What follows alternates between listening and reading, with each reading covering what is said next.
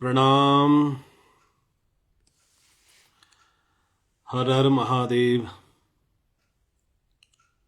नमस्कार सभी लोगों को।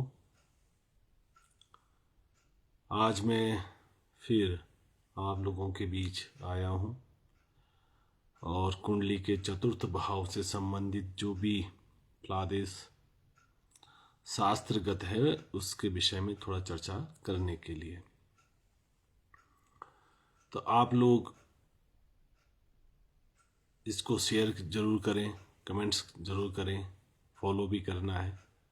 और इसमें आप लोग कमेंट्स जरूर करें, अपने प्रश्नों इसमें जरूर भेजिए। प्रश्न जितने भी आप लोगों के हों सभी प्रश्नों का मैं प्रयास करूंगा कि जवाब दे सकूं।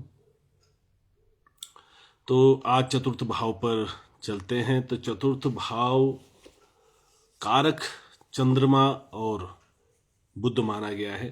चतुर्थ भाव में वहां पर अगर हम देखें तो माता, विद्या, सुख,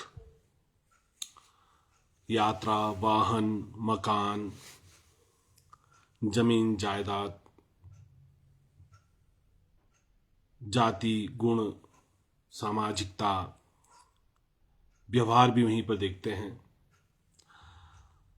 हस्त कौशल, हाथ से जो चीजें बनती हैं, बनाई जाती हैं, ये सब जो है चौथे घर से देखते हैं। भोज्य पदार्थ जो व्यक्ति को प्राप्त होते हैं, क्या उसे पचेगा क्या नहीं पचेगा। बच्चे का जन्म होता है तो गढ़वाल में आज भी ये प्रश्न किया जाता है कि बालक बड़े होकर मांस खाएगा कि नहीं खाएगा, इसलिए पूछा जाता था पहले ही। तो वो उस चौथे घर को देखकर निर्णय लिया जाता है कि वो बच्चे का भोजन क्या होगा। मित्रता, छाती, हृदय, कुछ कुछ पेट से संबंधित रोग इसी से ही देखे जाते हैं। तो आज हम चौथे घर के लिए थोड़ा विचार करेंगे। विश्वास, शिल्प, कार्य, ये सब चौथे घर से देखते हैं। बृहजातकम में लिखा है शूद्र सुहृद गृहे ग्राम चतुष्पदानाम क्षेत्रोदमा लोकनथम चतुर्थ। सुहृद आपके जो प्रिय लोग हैं, माता, गृह घर, परिवार, वाहन, ग्राम, किस जगह रहोगे नहीं रहोगे। चौथे घर से ये भी देखा जाता है कि आप अपनी जन्मभूमि में रहोगे कि नहीं रहोगे, वहां से बाहर जाओगे कि जन्मभूमि में ही कार्य करोगे। ये सब चीजें, अगर कार्य क्षेत्र को पानी, दूध, बाग बगीचा, कृषि क्षेत्र भी चौथे घर से देखते हैं कि कुछ लोग कहते हैं ना कि मैं बागवानी करना चाहता हूं, कृषि क्षेत्र करना चाहता हूं, तो चौथे घर से ही देखना होता है। चौथे घर से देखेंगे तो पता लग जाएगा कि यहां पर ये कर्म किए जा सकते हैं। चौथे घर में शुभ ग्रह हो तो शुभ फल होता है, अशुभ ग्रह तो अशुभ फल होता है। सूर्य वहां पर हो तो आत्मविश्वास, अनुशासन ज्यादा होता है। अनुशासन होने की वजह से बच्चों से, पत्नी से थोड़ा वैर भाव रहता है। अनुशासन मतलब हिटलर की तरह अनुशासन होने की वजह से ये चीजें होती हैं। चंद्रमा अगर वहां पर हो तो सुखद गृहस्थ जीवन होता है, माता का सुख होता है। और चंद्रमा अशुभ हो तो मानसिक अशांति भी वहां पर बनती है। मंगल वहां पर हो तो मांगलिक व्यक्ति हो जाता है। मंगल की एक बहुत अच्छी विशेषता है कि चौथे घर में एक तो वो ऊर्जावान बन जाता है व्यक्ति, वहां पर ऊर्जा से भरपूर हो जाता है। और ऊर्जा से भरपूर होने से एग्रेसिव रहता है, सुखों को पाने के लिए बहुत लालायित रहता है, बहुत प्रयत्नशील रहता है। प्रॉपर्टी विवाद भी बनते हैं और प्रॉपर्टी खरीदता भी आदमी, जमीन जायदाद भी बहुत खरीदता है। मंगल अगर अशुभ है तो माता के स्वास्थ्य में परेशानी हो सकती है, छाती में तिल हो सकता है, छाती के मध्य में तिल हो सकता है, ये संभावनाएं बनती हैं। बुध अगर चौथे घर में है तो व्यक्ति बहुत समझदार होता है, पारिवारिक सुख उसको बहुत अच्छा मिलता है। और वो परिवार को प्यार करने वाला होता है, पत्नी से, पुत्र से, माता से, पिता से, भाई बंधुओं से, सबके लिए हितकारी वो माना जाता है जिसका बुध चौथे घर में हो। बुद्धि के दम से वो व्यक्ति वाहन, मकान, दुकान ये सब इकट्ठा करता है। अगर गुरु वहां पर है तो घर में शांति बनाने के लिए व्यक्ति बहुत प्रयास करता है और लग्जरी जीवन जीता है, अनुशासित जीवन भी होता है। गुरु की वजह से अच्छा घर, अच्छा वाहन, सब चीज़ें अच्छी अच्छी प्राप्त होती है। ऐसे ही शुक्र से भी यही चीज़ें प्राप्त होती हैं और माता से, भाई बंधुओं से मधुर संबंध उस व्यक्ति का बना रहता है। शुक्र और गुरु की स्थिति समानता है, परंतु शुक्र में सिर्फ एक विशेषता अलग आती है क्योंकि शुक्र किसी भी कीमत में सुख को प्राप्त करने के लिए प्रयत्नशील रहता है। चौथे घर में मुझे चाहिए, मुझे ही चाहिए, एक विषय ये होता है, एक मुझे चाहिए और सबको मिल बांट के। एक होता है ना, हमने किसी बच्चे को कोई चीज दी तो वो मिल बांट के खाते हैं, तो ये गुरु करता है। और एक होता है कि हमने कोई बच्चे को कोई चीज दी तो उसने कहा नहीं ये मुझे ही मिला है इसलिए मैं किसी को नहीं बांटूंगा, मतलब सुख। तो शुक्र के साथ ये परिस्थिति होती है कि अगर शुक्र को कोई चीज दी जाए, शुक्र ने कोई चीज, तो शुक्र चाहता है कि वो चीज सिर्फ मैं भोगूं, मेरे अलावा इसको कोई ना भोगे। और गुरु के साथ ये स्थिति हो कि अगर ये चीज मेरे पास है तो हम मिल बांट के खाएंगे, मिल बांट के इसका उपयोग करेंगे। तो बस शुक्र और गुरु में सिर्फ इतना भेद चौथे घर में माना जाता है। शनि है तो व्यक्ति अनुशासित होता है, आदर्शवान होता है, सुखों में थोड़ा कमी होती है या सुख उसको देर में थोड़ा मिलते हैं क्योंकि मंद ग्रह है। घर में अकेलापन ज्यादा रहता है, सब लोग घर में हैं पर उससे कोई बात करना पसंद नहीं करता, थोड़ा दूरियां बनी रहती, माता से उसकी दूरी बन जाती है, बार बार उसे घर से स्थान बदलना पड़ता है, अभी यहाँ जॉब कर रहा, अभी वहाँ जॉब कर रहा, आप परिवार को उठा के वहाँ ले गया, वहाँ से वहाँ, तो परिवार भी अस्थिर बना रहता है ऐसे लोगों का। तो राहु की वजह से मातृभूमि से व्यक्ति दूर रहता है। घर में भ्रम, कलह बना रहता है। चौथे घर का राहु एक नुकसान ये देता है कि घर में हमेशा ये लगा रहता है कहीं भूत प्रेत की बाधाएं तो नहीं है, नजर तो नहीं है, कोई मेरे लिए कुछ कर तो नहीं रहा, कोई मेरे लिए कुछ सोच तो नहीं रहा, कोई मेरे लिए कुछ, मेरे घर में किसी ने, अगर बच्चे को छींक भी आ गई तो मन में ये भ्रम पैदा हो जाता है कि अरे नहीं भाई, किसी ने मेरे घर में कुछ डाल के रख दिया है, किसी ने मेरे घर में कुछ, मतलब हमेशा भ्रम की स्थिति बनी रहती है और ये बार बार बनी रहती है। और इस वजह से क्या होता है कि कलह जीवन में बना रहता है। सिर्फ एक शुक्र, एक ऐसा राहु ऐसा है चौथे घर में जाके कि थोड़ा सा वो तकनीकी सुख दे सकता है।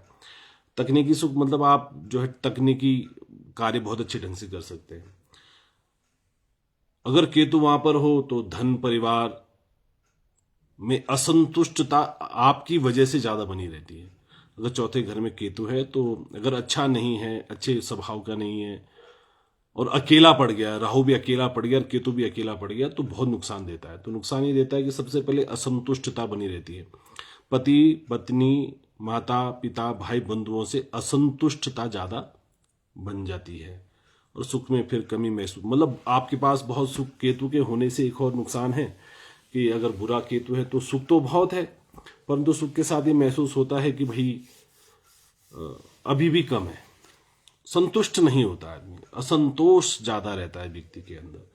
तो सुहृद ग्रह गाम चतुष्पदानाम क्षेत्रोदमो लोकनथम चतुर्थे दृष्टे शुभानाम शुभ योग दृष्टि ही भवेत प्रभृति नियमेन चतुर्थः। ये ग्रह जातक का सूत्र है कि सुहृद है, मित्र है, बंधु है, पशु है, कृषि कार्य है, ये सब यहां से देखे जाते हैं। और शुभ ग्रहों की दृष्टि हो तो उसमें वृद्धि होती है, अशुभ ग्रहों की योग और दृष्टि हो तो वो डाउन हो जाता है सुख। अब सबसे बड़ा विषय ये है कि शास्त्रकार सुख क्या मानते हैं और हमारा सुख क्या है। दो विषय हैं। आज हम जिसको सुख मान रहे हैं, क्या वास्तविकता वो सुख है या शास्त्रकारों का सुख की परिभाषा और कुछ उन्होंने लिखी है, तो इसको हमें समझना है। कहीं ऐसा तो नहीं कि हम गलत चीज की मांग कर रहे हो और वो उस पर हम अपना सुख ढूंढ रहे हो और हम पहले से ही सुखी हो। हम पहले से ही सुखी हो पर हम असंतुष्ट हैं उससे, और हम वो चीज की मांग कर रहे हैं जो चीज हमें कभी मिल ही नहीं सकती, या जो चीज मिलने के लिए बहुत परेशानी हो सकती है, और हम उसकी मांग करें। तो ये भी देखना होता है कि यहाँ पर कि क्या हम वास्तविक सुख की चेष्टा रख रहे हैं कि नहीं रख रहे हैं। तो ये ग्रहों के योगों के द्वारा देखा जा सकता है, ग्रह कैसे योग कर रहे हैं, कैसा प्रभाव। जब घर से कोई भाग जाता है ना, हम कुंडली में कहते हैं ना लोग घर से भाग गए हैं, ये चले गए, तो चौथा ही घर से देखा जाता है। घर से दूरी, घर है चौथा, माता पिता, माँ मतलब घर, माँ मतलब जिसने पैदा किया वो तो है ही, पर माँ का अर्थ जननी जन्मभूमिश्च स्वर्गादपि गरीयसी, जन्मभूमि को ही चौथा घर कहा गया। तो चौथे घर में सुख है, क्योंकि आदमी सबसे ज्यादा सुखी, बाहर कमाया धमाया जो भी किया उसने, और अंत में जब घर में आता है तो वो अपने आप को सुखी महसूस करता है, अपने बच्चों के पास आके, अपने माता पिता के पास आके, तो वहाँ पर सुखी महसूस करता है। तो ये सुख की परिभाषाएं हैं। तो मुझे एक चीज याद आ रही है, भागवत के द्वितीय स्कंद में उद्धव जी और मैत्रेय जी का संवाद है। तो मैत्रेय जी से उद्धव जी प्रश्न करते हैं कि महाराज सुख क्या है। तो सुखानि लोकानि करोति कर्मः, ऐसा कुछ है उस श्लोक, याद नहीं आ रहा मुझे, कि सुख के लिए व्यक्ति बहुत कर्म करता है फिर भी वो सुखी नहीं होता है। तो मैत्रेय जी कहते हैं कि इसमें कौन सी बड़ी बात है, दो लोग सुखी हैं। उन्होंने दो लोगों की सुख की बात की कि यस्य मूढ़तमो लोका यस्य बुद्धे परांगतः ताभुभो सुख मेदिते किल्यस्तंतरितो जना। यस्य मूढ़तमो लोका, जो सबसे जड़ है, जो सबसे बुद्धिहीन है, वो सबसे ज्यादा सुखी होता है।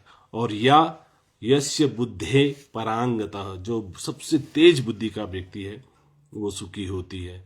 और बल हमारी तुम्हारी अवस्था, मतलब उद्धव जी के लिए मैत्री जी कह रहे हैं कि आप और मेरी स्थिति कैसी है, किल्यस्तंतरितो, तो हम बीच के लोग हैं, क्योंकि हम अपने आप को मूर्ख तो मानते हैं नहीं और विद्वान हम है नहीं, इसलिए हम दुखी रहते हैं।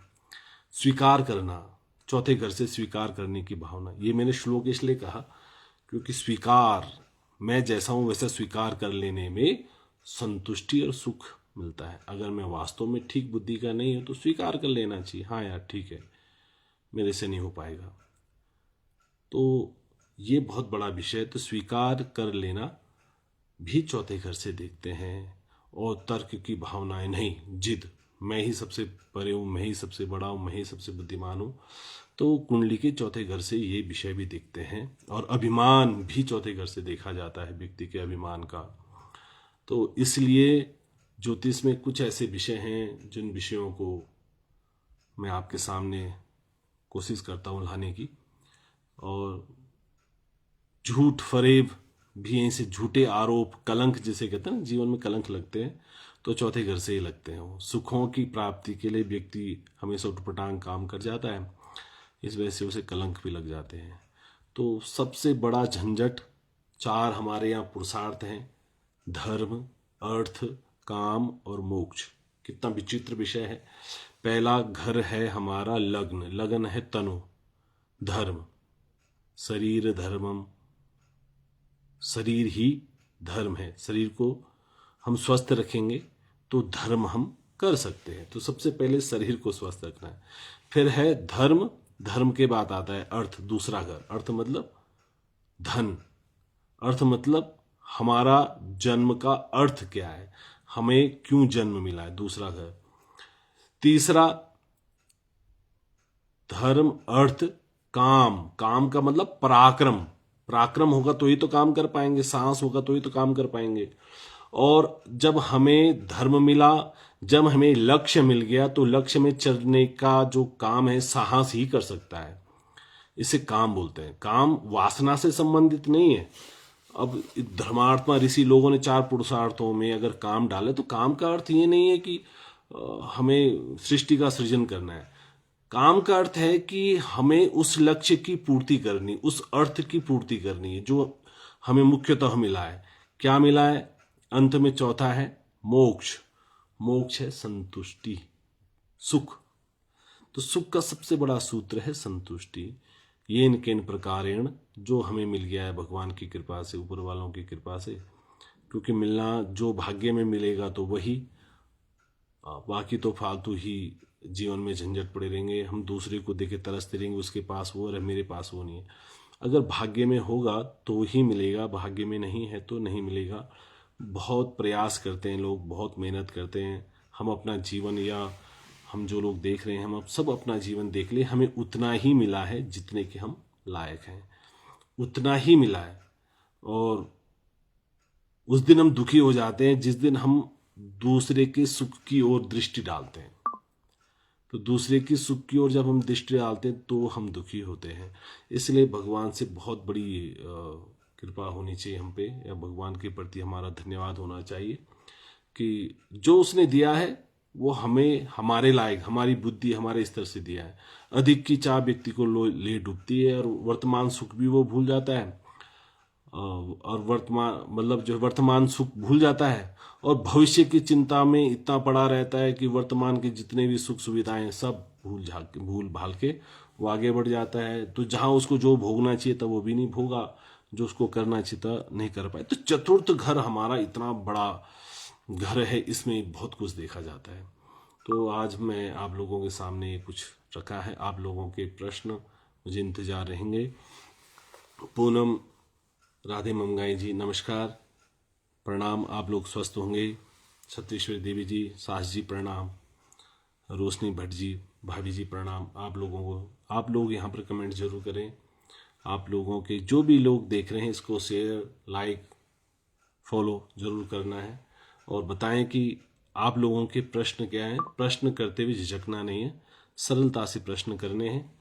कुछ भी लोक हित के प्रश्न भी हो सकते हैं, अपने प्रश्न भी हो सकते हैं, कुछ भी आप प्रश्न पूछ सकते हैं जो आपके मन में हो, और उन प्रश्नों का कोशिश करूंगा कि शास्त्रगत सम्मत होकर मैं आप लोगों को जवाब दे पाऊँ।